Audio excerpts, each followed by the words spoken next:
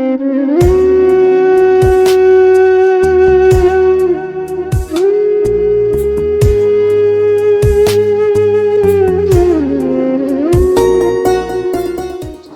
السلام، میں ٹھیک ہوں، آپ کیسی ہیں؟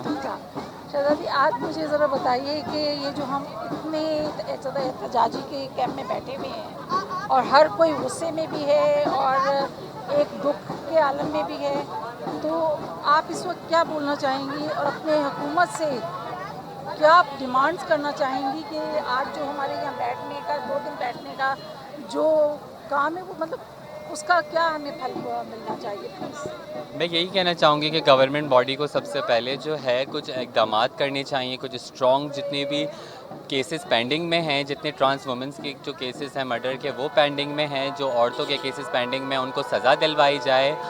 اور اس کے بعد جو ہے ایک قانون لایا جائے جس میں ہم لوگوں کو بھی مشاورت ہم سے بھی لینی چاہیے، تاکہ ایک نظام ہونا چاہیے، کیونکہ ہم اپنے آپ کو خاص کر جو خواجہ سرا ہیں وہ اپنے آپ کو جو ہے وہ سیف فیل نہیں کرتے اب یہاں پہ، کیونکہ لاسٹ ویک پورے پاکستان میں 6 خواجہ سرا ہمارے مرڈر ہوئے ہیں، اور کسی ایک گورنمنٹ باڈی نے ایون از خود نوٹس نہیں لیا، ایک ٹویٹ بھی نہیں کیا، تو ہم لوگ اس سے بہت ایک ڈس ہارٹ ہوئے ہیں۔ کیا ہم ذمہ داری ریاست کی نہیں ہے؟ تو ان کو یہ ذمہ داری لینی ہوگی اور ہمیں پروٹیکشن دینی ہوگی، اور جو ہمارا سندھ اسمبلی کی پالیسی کا جو بل رکا ہوا ہے اس پہ کام کرنا ہوگا، اس پہ پراپر کام ہونا چاہیے، پورے سندھ سے لوگوں کو خواجہ سراؤں کی رائے لے کر ایک بل کو تشکیل دینی ہوگی اور اس کام کو تیزی لانی ہوگی۔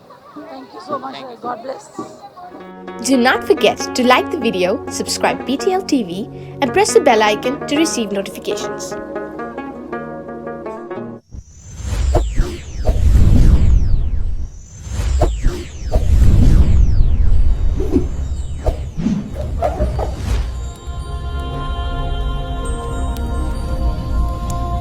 Jesus is the light of the world.